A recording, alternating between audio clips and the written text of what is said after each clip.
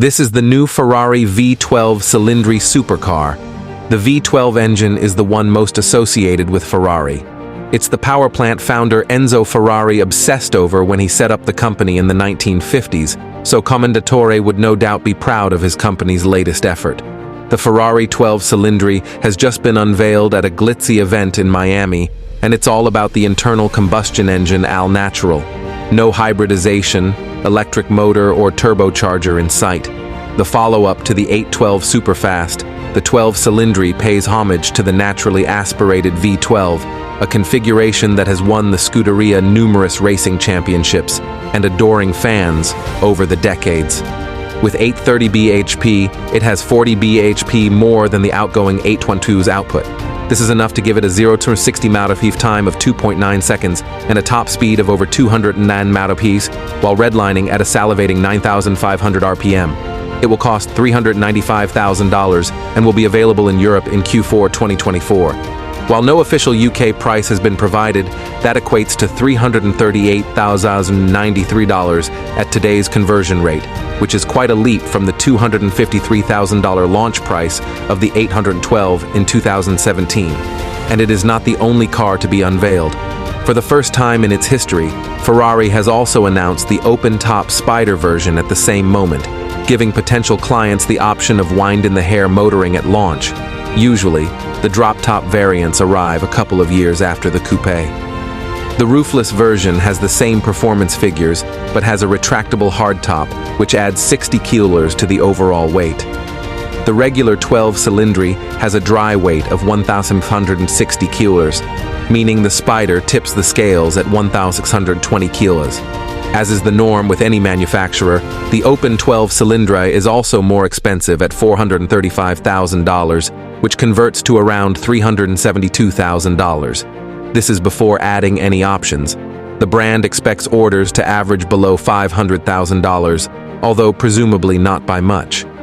For the engine, Ferrari is using the latest generation of its F140 HD V12, a block that was first developed for the Ferrari Enzo in 2002. It has since been used in every 12-cylinder Ferrari, including the 599, the LaFerrari, the Monza, 812 Superfast, and most recently in the Puro Sangue.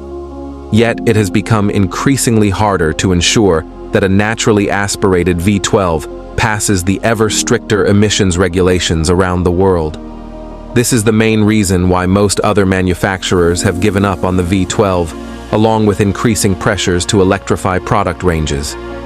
To pass the current Euro 6 emissions regulations, Ferrari has introduced an all-new exhaust system complete with a ceramic catalytic converter, which it said involved lengthy development and calibration.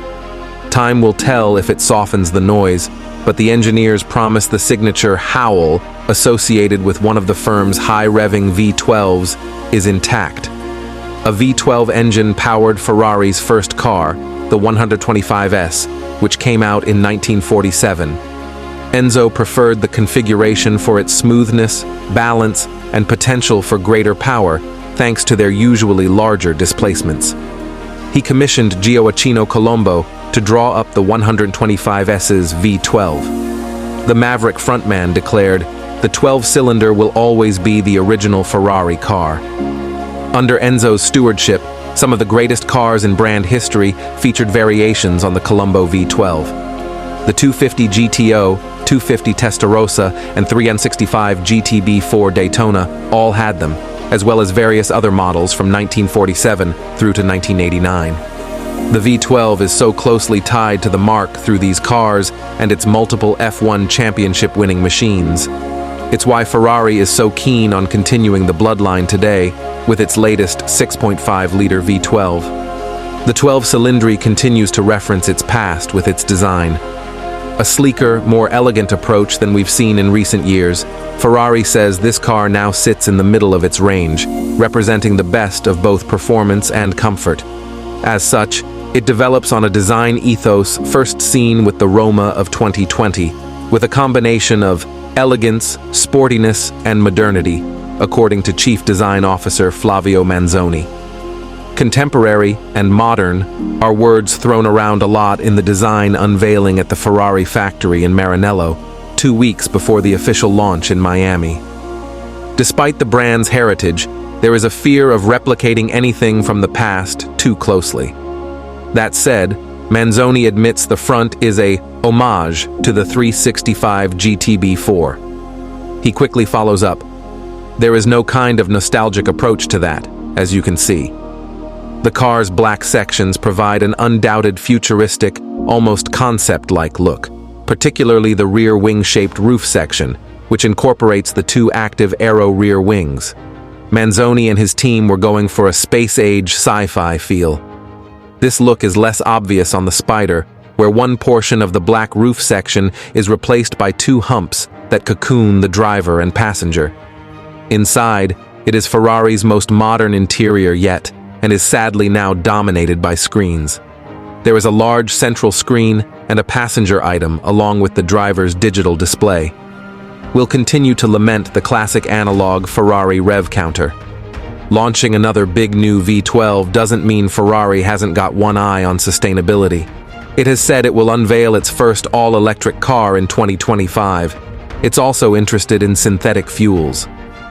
There's a lot of talk about the subject, says Enrico Galliera, Ferrari's chief marketing and commercial officer.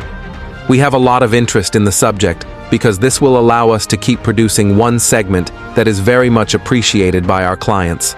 The biggest service for the Earth we can do is to develop this kind of fuel because it will allow us to keep driving all the cars that Ferrari has been producing in the last 77 years, reducing enormously the quantity of CO2 that is coming out of our cars.